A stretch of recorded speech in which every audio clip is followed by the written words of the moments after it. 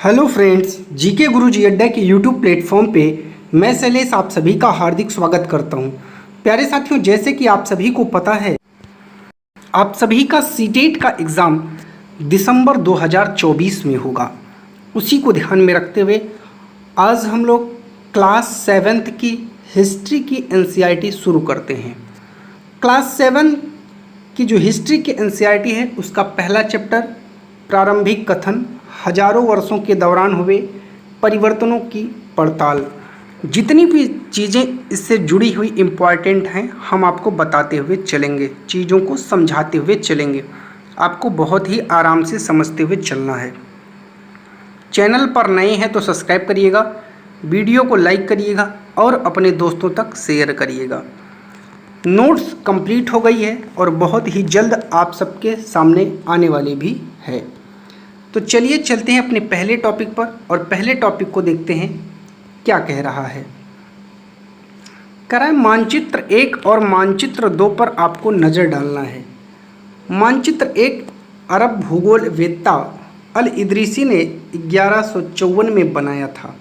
अल इदरीसी एक भूगोलवेत्ता थे, मतलब जो भूगोल के जानकार थे। यहाँ जो नक्शा दिया गया है वह उसके द्वारा बनाए गए दुनिया के बड़े मानचित्र का एक हिस्सा है और भारतीय उपमहाद्वीप को दर्शाता है। मानचित्र 2 एक फ्रांसीसी मानचित्रकार ने 1720 में बनाया था।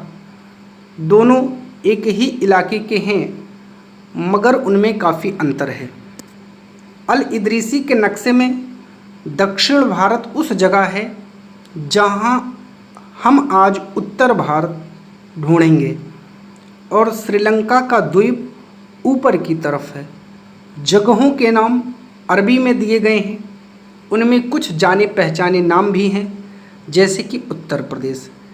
अब आपको जानना है, एक शब्द होता है मानचित्रकार। मानचित्रकार का अर्थ होता है जो व्यक्ति मानचित्र या नक्शे को बनाता है उसे ही मानचित्रकार कहते हैं, याद रखिएगा। ठीक है, चलिए आगे बात करते हैं। देखिए ये वाला मैप मैं आपको समझाता हूँ। ये है जो 1720 में बना था, तो ये आपका फ्रांसीसी जो मानचित्रकार था उसने बनाया था। ये वर्तमान श्रीलंका है, ये आपका पूरा भारत का मैप है। अब मैं आपको अल इदरीसी का मैप दिखा देता हूँ। ये वाला अल इदरीसी ने बनाया है। अब ये अल इदरीसी का जो मैप है ये आपको उल्टा दिख रहा होगा। ठीक है, तो आपको समझ में आ गया होगा दोनों मानचित्रों में क्या डिफरेंसेस हैं। ठीक है, चलिए आगे बात करते हैं। मानचित्र 2 पहले मानचित्र के बनने के लगभग 600 वर्ष बाद बनाया गया। इस काल अवधि में उपमहाद्वीप के बारे में सूचनाएं काफ़ी बदल गई थी। भाई आपको पता है 100 साल में चीज़ें बहुत बदल जाती हैं, तो 600 साल तो एक बहुत लंबा समय होता है। बहुत ज़्यादा चीज़ें परिवर्तित हो गई होंगी। यह नक्शा हमें ज़्यादा परिचित लगेगा। उसमें विशेषकर तटीय इलाकों के बारीक ब्यौरे देखकर आश्चर्य होता है। यूरोप के नाविक तथा व्यापारी अपना समुद्र यात्रा के लिए इस नक्शे का इस्तेमाल किया करते थे। आगे चलते हैं। इतनी ही महत्वपूर्ण एक और बात यह है कि दूसरे युग तक मानचित्र अंकन का विज्ञान भी बहुत बदल गया था। इतिहासकार जब बीते युगों के दस्तावेजों, नक्शों और लेखों का अध्ययन करते हैं तो उनके लिए उन सूचनाओं के संदर्भों का, उनकी विभिन्न ऐतिहासिक पृष्ठभूमियों का ध्यान रखना जरूरी होता है। नई और पुरानी शब्दावली, आइए इस पर चर्चा करते हैं।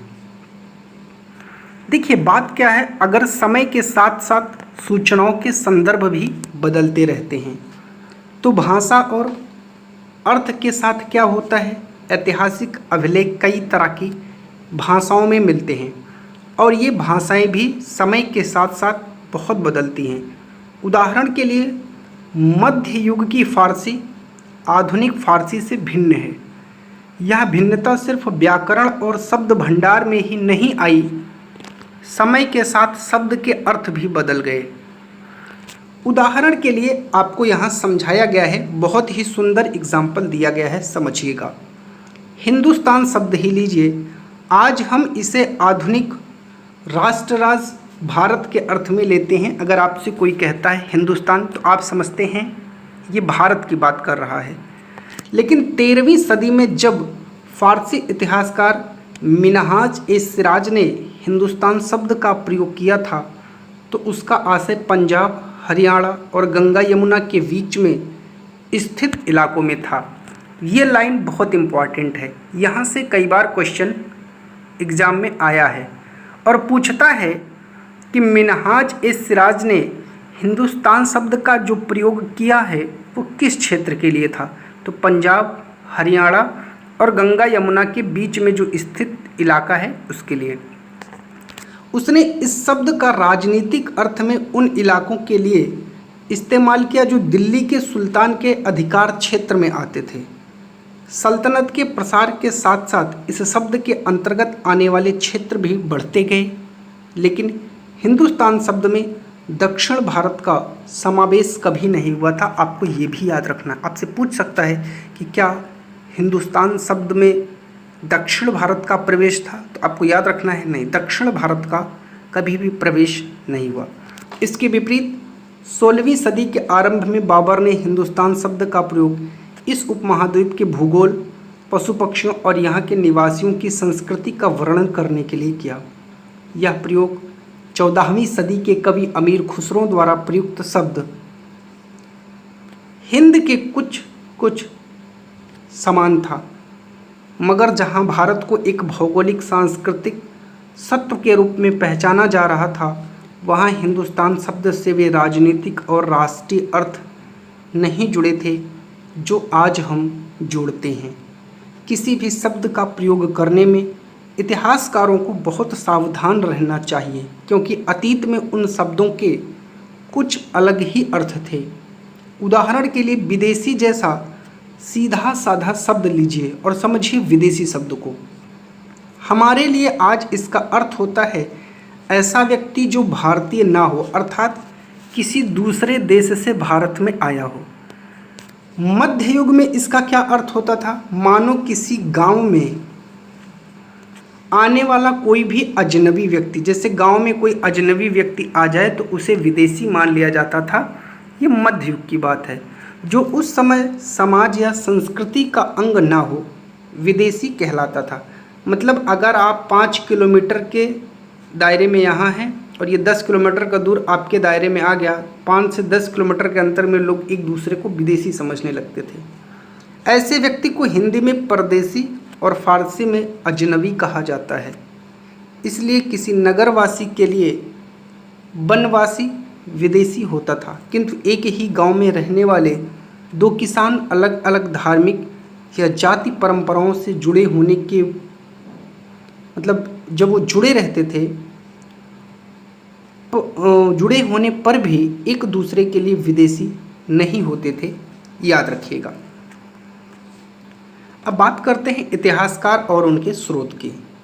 इतिहासकार किस युग का अध्ययन करते हैं और उनकी खोज की प्रकृति क्या है, इसे देखते हुए अलग अलग तरह के स्रोतों का सहारा लेते हैं। उदाहरण के लिए पिछले साल आपने गुप्त वंश के शासक और हर्षवर्धन के बारे में पढ़ा था। इस पुस्तक में मोटे तौर पर 1700 से लेकर 1750 ईस्वी तक लगभग 1000 वर्षों को आप पढ़ेंगे। तो ये जो आपकी बुक है ये मध्यकाल की बुक है। इसे हम लोग मध्यकालीन इतिहास भी कहते हैं। आइए समझते हैं। इस काल के अध्ययन के लिए इतिहासकार जिन स्रोतों का प्रयोग करते हैं उनमें आपको बहुत सी बातें ऐसी मिलेंगी जो पिछले युग से वैसी ही चली आ रही हैं। इतिहासकार इस काल के बारे में सूचना इकट्ठी करने के लिए अभी भी सिक्कों, शिलालेखों, स्थापत्य का मतलब होता है भवन निर्माण कला। क्या होता है, जैसे कोई मकान बन रहा है तो उसको निर्माण करने में जो कला है, जो डिज़ाइन है, उससे संबंधित है, तथा लिखित सामग्री पर निर्भर करते हैं। पर कुछ बातें पहले से काफ़ी भिन्न भी हैं। इस युग में प्रमाणिक लिखित सामग्री की संख्या और विविधता आश्चर्यजनक रूप से बढ़ गई। इसके आगे इतिहासकार सूचनाओं के दूसरे प्रकार के स्रोतों का इस्तेमाल धीरे धीरे करने लगे। इस समय के दौरान कागज क्रमशः सस्ता हो गया और बड़े पैमाने पर उपलब्ध हो गया। लोग धर्म ग्रंथ, जो शासक के वृत्तांत, संतों के लेखन तथा उपदेश, अर्जियां, अदालतों के दस्तावेज, हिसाब तथा करों के खाते आदि लिखने में इनका उपयोग करने लगे। धनी व्यक्ति, शासक, जन, मठ, मंदिर पांडुलिपियां एकत्र किया करते थे। इन पांडुलिपियों को पुस्तकालयों तथा अभिलेखागारों में रखा जाता था। एक शब्द आया है अभिलेखागारों, आइए इसको समझते हैं। अभिलेखागार क्या है? जैसे आपके घर में एक गुल्लक रखा जाता है, गुल्लक में आप लोग पैसा इकट्ठा करते हैं, ऐसे ही अभिलेखागार को मानते हैं हमारा गुल्लक है और उस गुल्लक के भीतर हम लोग पैसा इकट्ठा करते हैं।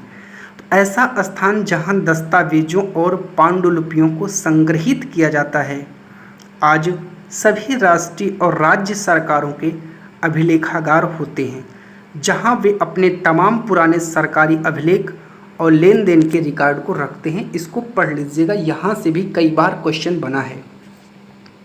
इन पांडुलिपियों तथा दस्तावेजों से इतिहासकारों को बहुत सारी विस्तृत जानकारी मिलती है, मगर साथ ही इनका उपयोग कठिन है। उन दिनों छापे खाने तो थे नहीं, मतलब कोई प्रिंटिंग मशीन नहीं थी कि आप लगाइए और छाप लीजिए, इसलिए लिपिक या नकलनवीश, बहुत ध्यान से समझिएगा, नकलनवीश शब्द है, हाथ से ही पांडुलिपियों को प्रतिकृत का मतलब होता है उसी तरीके से बनाते थे। अगर आपने किसी मित्र के गृह कार्य की नकल उतारी है तो आप जानते होंगे यह काम कितना कठिन है, अर्थात आसान नहीं है। कभी कभी आप अपने मित्र की लिखावट को समझ ही नहीं पाएंगे और मजबूर होकर आप अंदाज़ा लगा करके उस चीज़ को लिखते हैं, अनुमान लगा करके पढ़ते हैं कि क्या चीज़ लिखा होगा। फलस्वरूप आपके लिखे में, मित्र के लिखे में कुछ मोटे मोटे लेकिन महत्वपूर्ण अंतर आ ही जाते होंगे, आप सभी को पता है। पांडुलिपि की प्रतिलिपि बनाने में भी कुछ यही होता है। प्रतिलिपियां बनाते हुए लिपिक छोटे मोटे फेरबदल करते चलते थे, कहीं कोई शब्द, कहीं कोई वाक्य। सदी दर सदी प्रतिलिपियों की भी प्रतिलिपियां बनती रही। भाई हर 100 साल में हो सकता है चेंज होती रही हो, तो कुछ शब्द भी चेंज होते रहे होंगे, ठीक है, याद रखिएगा। सदी दर सदी प्रतिलिपियों की भी प्रतिलिपियां बनती रहीं। अंततः एक ही मूल ग्रंथ की भिन्न भिन्न प्रतिलिपियां एक दूसरे से बहुत ही अलग हो गई। इससे बड़ी गंभीर समस्या उत्पन्न हो गई, क्योंकि आज हमें लेखक की मूल पांडुलिपि शायद ही कहीं मिले। इसके बाद के लिपिकों द्वारा बनाई गई प्रतिलिपियों पर हम पूरी तरह निर्भर रहे। इसलिए इस बात का अंदाज़ा लगाने के लिए मूलतः लेखक ने क्या किया था, इतिहासकारों को एक ही ग्रंथ की विभिन्न प्रतिलिपियों का अध्ययन करना पड़ता है। याद रखिएगा, ये आपके लिए इम्पॉर्टेंट चीज़ है, ठीक है। चलिए थोड़ा सा आगे चलते हैं और देखते हैं क्या हुआ था। कई बार लेखक स्वयं भी समय समय पर अपने मूल वृत्तांत में संशोधन करते थे।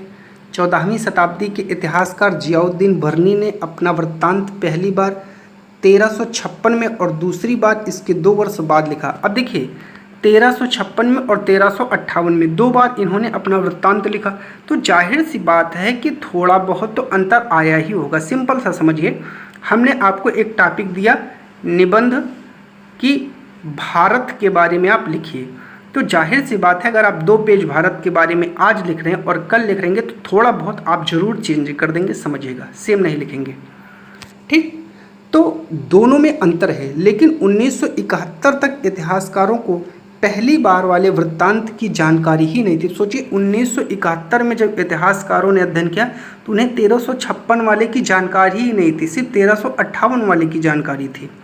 यह पुस्तकालयों के विशाल संग्रहों में कहीं दबा हुआ पड़ा था, सोचिएगा, ठीक है। चलिए, नए सामाजिक और राजनीतिक समूह। सन 1700, यहाँ से आपका बहुत इम्पॉर्टेंट फेज शुरू होता है, बहुत अच्छे से समझिएगा। सन 1700 से 1750 के बीच हजारों वर्षों का अध्ययन इतिहासकारों के आगे भारी चुनौती रखता है, मुख्य रूप से इसलिए कि पूरे काल में बड़े पैमाने पर अनेक तरह के परिवर्तन हुए। इस काल में अलग अलग समय पर नई प्रौद्योगिकी के दर्शन हुए। प्रौद्योगिकी, अब आप ये समझिएगा कि मध्यकाल में नई प्रौद्योगिकी क्या आई। तो पहला समझिएगा, सिंचाई में रहट आया, कताई में चरखे आए, युद्ध में आग्नेय शास्त्र, गोला और बारूद। पहले तीर, धनुष, तलवार, भाला, पत्थर से युद्ध होते थे, अब बारूद वाले हथियार, इनका इस्तेमाल होने लगा। इस उपमहाद्वीप में नई तरह का खान पान भी आया। जैसे हम लोग पहले ये सब नहीं जानते थे, आलू आया, मक्का आया, मिर्च आया, चाय आया और कॉफ़ी आया। ध्यान रहे, ये तमाम परिवर्तन, नई प्रौद्योगिकियाँ और फसलें उन लोगों के साथ आए जो नए विचार लेकर के भी है, साथ ही वो विचार भी लाए। परिणाम स्वरूप यह काल आर्थिक, राजनीतिक, सामाजिक और सांस्कृतिक परिवर्तनों का काल है। अगर आपसे पूछे कि तीनों कालों में कौन आर्थिक, राजनीतिक, सामाजिक और सांस्कृतिक परिवर्तनों का काल कहा जाता है, तो याद रखिएगा वो मध्यकाल है, जिसने आपके अर्थव्यवस्था, राजनीति, समाज और संस्कृति में बहुत ज़्यादा परिवर्तन किया था। इस युग में लोगों की गतिशीलता, एक स्थान से दूसरे स्थान पर आना जाना भी बहुत ज़्यादा बढ़ गया। लोग अवसर तलाशने लगे, लोगों के झुंड दूर दूर यात्रा करने लगे। इस उपमहाद्वीप में अपार संपदा और अपना भाग्य गढ़ने के लिए अपार संभावनाएं मौजूद थी। इस काल में अब देखिए आपको रहट दिखाया गया है। अभी जो रहट शब्द आया था सिंचाई के लिए, ये रहट का इमेज आपको दिखाया गया कैसे ये था। ठीक है, गूगल पे डाल के आप लोग देख लीजिएगा। तो समुदायों का महत्व बढ़ने लगा। उनमें से एक समुदाय था राजपूत, जिनका नाम राजपुत्र अर्थात राजा का पुत्र से निकला है। इम्पॉर्टेंट है, समझते रहिएगा। 8वीं से 14वीं सदी के बीच यह नाम आमतौर पर योद्धाओं के उस समूह के लिए प्रयुक्त होता था जो क्षत्रिय वर्ण के होने का दावा करते थे। राजपूत शब्द के अंतर्गत केवल राजा और सामंत वर्ग ही नहीं, बल्कि वे सेनापति और सैनिक भी आते थे जो पूरे उपमहाद्वीप में अलग अलग शासकों की सेनाओं में सेवारत थे। कवि और चारण राजपूतों की आचार संहिता, प्रबल पराक्रम और स्वामी भक्ति का गुणगान करते थे। इस युग में राजनीति दृष्टि से महत्व हासिल करने के लिए अवसरों का लाभ मराठा, सिख, जाट, अहोम, कायस्थ, मुख्यतः लिपिकों और मुंशियों का कार्य करने वाली जो जाति थी उसे कायस्थ कहा जाता था, याद रखिएगा, आदि समूहों ने भी उठाया। इस पूरे काल के दौरान प्राय जंगलों की कटाई खूब हुई, खेती का इलाका बढ़ता रहा। कुछ क्षेत्रों में यह परिवर्तन अन्य क्षेत्रों की अपेक्षा अधिक तेजी से और पूरे तौर पर हुआ। जैसे मान लेते हैं इतना बड़ा क्षेत्र है तो कहीं कोई काम बहुत तीव्र गति से होगा। जैसे आप किसी ज़िले में हैं तो आपको पता होगा किसी गांव का विकास बहुत अच्छा हुआ होगा, कोई गांव का विकास कम अच्छा हुआ होगा, कोई गांव का विकास मध्य स्तर का हुआ होगा ना, तो स्तर के होते हैं। पर्यायवास में परिवर्तन के कारण कई वनवासियों को मजबूरन अपना स्थान छोड़ना पड़ा। पर्यायवास एक शब्द है, समझिए क्या है इसका तात्पर्य। किसी भी क्षेत्र के पर्यावरण और वहाँ के रहने वालों की सामाजिक और आर्थिक जीवन शैली, जैसे आप जिस क्षेत्र में हैं वहाँ का आपका सामाजिक और आर्थिक जीवन शैली कैसी है, उसे ही पर्यायवास कहा जाता है। बात को समझिए। तो कुछ और वनवासी जमीन की जुताई करने लगे, कृषक बन गए। कृषकों के ये नए समूह क्षेत्रीय बाजार, मुखियाओं, पुजारियों, मठों, मंदिरों से प्रभावित होने लगे। वे बड़े और जटिल समाजों के अंग बन गए। उन्हें कर चुकाने पड़ते थे और स्थानीय मालिक वर्ग की बेगार करनी पड़ती थी। परिणामस्वरूप किसानों के बीच आर्थिक और सामाजिक अंतर उभरने लगे। कुछ के पास ज़्यादा उपजाऊ जमीन होती थी, कुछ लोग मवेशी भी पालते थे, कुछ लोग खेती से खाली समय में दस्तकारी आदि कुछ काम कर लेते थे। जैसे जैसे समाज में अंतर बढ़ने लगे, लोग जातियों और उपजातियों में बंटने लगे और उनकी पृष्ठभूमि और व्यवसाय के आधार पर उन्हें समाज में ऊंचा या नीचा दर्जा भी दिया जाने लगा। ये दर्जे अस्थायी नहीं थे। किसी जाति विशेष के सदस्यों के हाथों में जितनी सत्ता, प्रभाव, संसाधन का नियंत्रण है, इसके आधार पर उसके दर्जे बदलते रहते थे। एक ही जाति का किसी क्षेत्र में कोई दर्जा हो सकता था तो किसी अन्य क्षेत्र में कोई और दर्जा। जैसे एक जाति कहीं शासक है तो कहीं मजदूर होगी, कहीं कर्मकार होगी ना। ऐसे अपने सदस्यों के व्यवहार का नियंत्रण करने के लिए जातियां स्वयं अपने नियम बनाती थी। तो ये नियम भी बनाती थी। इन नियमों का पालन जाति के बड़े बुजुर्गों की एक सभा करवाती थी, जिसे कुछ इलाकों में जाति पंचायत कहा जाता था। लेकिन जातियों को अपने निवास के गांव के रिवाजों का पालन भी करना पड़ता था। इसके अलावा कई गांवों पर मुखियाओं का शासन होता था। मिल मिलाकर वे किसी राज्य की एक छोटी सी इकाई भर होती थी। याद रखिएगा। क्षेत्र और साम्राज्य की बात करते हैं। चोल अध्याय 2, तुगलक अध्याय 3, मुगल अध्याय 4 जैसे बड़े बड़े राज्यों के अंतर्गत कई सारे क्षेत्र आते थे। दिल्ली के सुल्तान गयासुद्दीन बलबन 1266 से 1287 की प्रशंसा में एक संस्कृत प्रशस्ति के उदाहरण के लिए अध्याय 2 में आपको मिलेगा। एक विशाल साम्राज्य का शासक बताया गया जो पूर्व में बंगाल अर्थात गौड़ से लेकर पश्चिम में अफगानिस्तान के गजनी।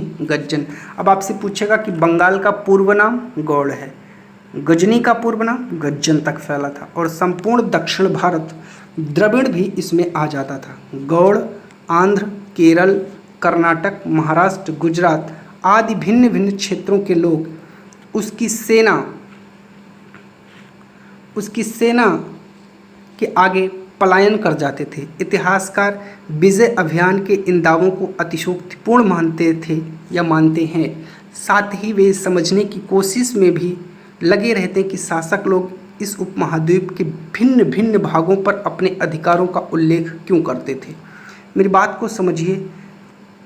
देखिए, ये है मैप, अर्थात जिन जिन क्षेत्रों पर उसका है। तो देख रहे हो ना, पूरा का पूरा उत्तर भारत है और पूरा दक्षिण भारत तक का क्षेत्र उसके साम्राज्य में आपको दिख रहा होगा। याद कर लीजिएगा, ठीक है। चलिए यहाँ बात करते हैं भाषा तथा क्षेत्र। सन 1318 ईस्वी में अमीर खुसरो ने इस बात पर गौर किया था कि इस देश के हर क्षेत्र की एक अलग भाषा है। जैसे कहीं सिंधी है, कहीं लाहौरी है, कहीं कश्मीरी है, कहीं द्वार समुद्री है, मतलब ये दक्षिण कर्नाटक में, कहीं तेलंगानी आंध्र प्रदेश में, गुजरी गुजरात में, मबारी तमिलनाडु में, गौड़ी बंगाल में, अवधी पूर्वी उत्तर प्रदेश में और हिंदवी दिल्ली के आसपास के क्षेत्रों में बोली जाती है। मोस्ट इम्पॉर्टेंट टॉपिक है, याद रखिएगा। अमीर खुसरो ने आगे बताया इन भाषाओं के विपरीत एक भाषा संस्कृत भी थी जो विशेष क्षेत्र की भाषा नहीं थी। यह एक प्राचीन भाषा है जिसे केवल ब्राह्मण जानते हैं, आम जनता नहीं। अमीर खुसरो द्वारा लिखित भाषाओं की एक सूची आपको बनाना है। उन भाषाओं के नामों की सूची आपको बनाना है जो उनके द्वारा उल्लिखित क्षेत्रों में आज बोली जाती है। मतलब पहले जो क्षेत्र थे आज वहाँ कौन सी भाषा बोली जाती है। जो नाम एक से हैं उन्हें रेखांकित कीजिए और जो नाम भिन्न हैं उनके चारों ओर गोला बना दीजिए। ये आपको करना है, समझना है, कर सकते हैं। सन 700 तक कई क्षेत्रों के अपने अपने भौगोलिक आयाम तय हो चुके थे कि ये मेरा क्षेत्र है, ये मेरा क्षेत्र है, यहाँ मैं राज करूँगा, यहाँ मैं राज करूँगा, यहाँ मैं राज करूँगा। क्षेत्र बढ़ गए थे, उनकी अपनी भाषा संस्कृत विशेषताएं स्पष्ट हो गई थी। अध्याय 7 में आपको इनके बारे में बहुत ज़्यादा जानकारी मिलेगी। ये क्षेत्र विशेष शासक राजवंशों से भी जुड़ गए थे। इन राजवंशों के बीच काफ़ी टकराहटें चलती रहती थी। कभी कभी चोल, खलजी, तुगलक और मुगल जैसे राजवंश अनेक क्षेत्रों में फैला एक विशाल साम्राज्य भी खड़ा कर लेते थे। ये सभी साम्राज्य समान रूप से आप कह सकते हैं स्थिर और सफल नहीं हो पाते थे। आगे बात करते हैं 18वीं सदी में मुगल वंश के पतन या ढलान पर फलस्वरूप क्षेत्रीय राज्य फिर से उभरने लगे, जिसके बारे में अध्याय 8 में आप पढ़ेंगे। लेकिन वर्षों से जो सर्व क्षेत्रीय साम्राज्य का शासन चल रहा था उसे क्षेत्रों की प्रकृति बदल गई। उन पर कई छोटे बड़े राज्यों का शासन चलता रहा। उन राज्यों की बहुत सी बातें इस उपमहाद्वीप के अधिकतर भाग पर फैले इन क्षेत्रों को विरासत में मिले थे। इस तथ्य का पता हमें उन कई परंपराओं से लगता है जो इन क्षेत्रों में उभरी थी। इन परंपराओं में कुछ एक दूसरे से भिन्न और कुछ एक दूसरे के समान है, लेकिन परंपराएं हमें प्रशासन, अर्थव्यवस्था के प्रबंधन, उच्च संस्कृति और भाषा के संदर्भ में भी मिलती हैं। बात करते हैं सन 700 से लेकर के 1750 के बीच 1000 वर्षों के विभिन्न क्षेत्रों की प्रकृति एक दूसरे से कटकर अलग अलग नहीं पनपी थी। हालांकि उनके चरित्र की अपनी विशिष्टताएं बनी रही थी, मगर समन्वय की सर्व क्षेत्रीय ताकतों का प्रभाव भी उन पर पड़ रहा था। आगे बात करते हैं, पुराने और नए धर्म भी आपको देखने को मिलेंगे। इतिहास के जिन 1000 वर्षों की पड़ताल हम कर रहे हैं, इसके दौरान धार्मिक परंपराओं में बहुत ज़्यादा परिवर्तन दिखेंगे। दैवीय तत्व में लोगों की आस्था कभी कभी बिल्कुल व्यक्तिगत स्तर पर होती थी, मगर आमतौर पर यह व्यवस्था स्याय रूप सामूहिक होता था। किसी दैवीय तत्व में सामूहिक आस्था यानी धर्म प्रायः स्थानीय समुदायों के सामाजिक और आर्थिक संगठन से संबंधित होती थी। जैसे जैसे इन समुदायों का सामाजिक संसार बदलता गया, वैसे ही इनकी अवस्थाओं में भी परिवर्तन आता गया। आज हम जिसे हिंदू धर्म कहते हैं, उसमें भी इसी युग में महत्वपूर्ण बदलाव आए। इन परिवर्तन में कुछ थे नए देवी देवताओं की पूजा, राजाओं द्वारा मंदिरों का निर्माण, समाज में पुरोहितों के रूप में ब्राह्मणों का बढ़ता महत्व, बढ़ती सत्ता। संस्कृत ग्रंथों के ज्ञान के कारण समाज में ब्राह्मणों का बड़ा आदर होता था। इनके संरक्षक थे। संरक्षक क्या होता है समझिए, जो किसी की रक्षा करे, अर्थात कोई प्रभावशाली धनी व्यक्ति जो किसी कलाकार, शिल्पकार, विद्वान, अभिजात जैसे किसी अन्य व्यक्ति की मदद या सहारा दे, उसे ही क्या कहा जाता है, संरक्षक। नए नए शासक जो स्वयं प्रतिष्ठा की चाह में थे, इन संरक्षकों का समर्थन होने के कारण समाज में इनका दबदबा और भी बढ़ गया था। ये आपको पूरी रूपरेखा तय करवा रहा है, आपको कैसे क्या क्या पढ़ना है। ये चैप्टर आपको पूरी थीम समझा रहा है इस किताब की। इस युग में एक महत्वपूर्ण परिवर्तन भक्ति की अवधारणा के रूप में भी है। इसमें ईश्वर की कल्पना एक ऐसे प्रेमल इष्ट देवी देवता के रूप में की गई जिस तक पुजारियों के विशद कर्मकांड के बिना भी भक्त स्वयं पहुंच सके। इस विषय के साथ ही दूसरी परंपराओं के बारे में भी आपको अध्याय 6 में जानकारी मिलेगी। पूरा निचोड़ है ये चैप्टर पूरी किताब का। यही वह युग है जिसमें इस उपमहाद्वीप में नए नए धर्मों का भी आगमन हुआ।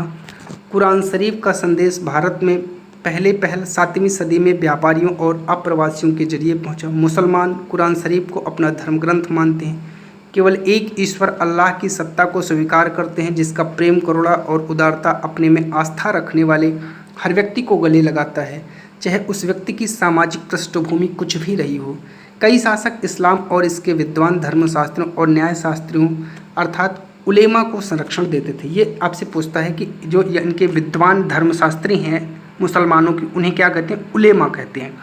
हिंदू धर्म की भांति इस्लाम के अनुयायी भी अपने धर्म की अलग अलग तरह से व्याख्या करते हैं। मुसलमानों में कुछ सिया कौन है, तो ऐसे याद रखिएगा, सिया जो पैगंबर साहब के दामाद अली को मुसलमानों का विधि सम्मत नेता मानते थे, और कुछ सुन्नी जो खलीफाओं के प्रभुत्व को स्वीकार करते थे।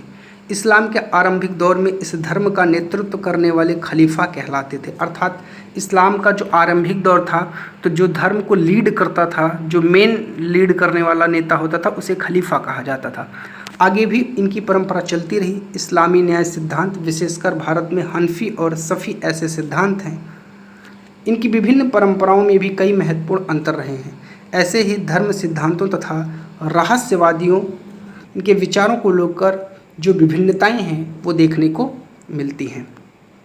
समय और इतिहास के कालखंडों पर विचार कीजिए।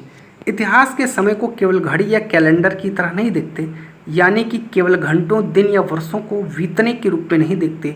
उनका नज़रिया यह है कि समय सामाजिक और आर्थिक संगठन में आने वाले परिवर्तनों को झलकाता है या दिखलाता है कि विचारों और विश्वासों में कितना अस्थायित्व रहा है, कितना परिवर्तन आया है। यदि अतीत को समान विशेष रखने वाले कुछ बड़े बड़े हिस्सों, युगों, कालखंडों में बांट दिया जाए तो समय का अध्ययन कुछ आसान हो जाता है।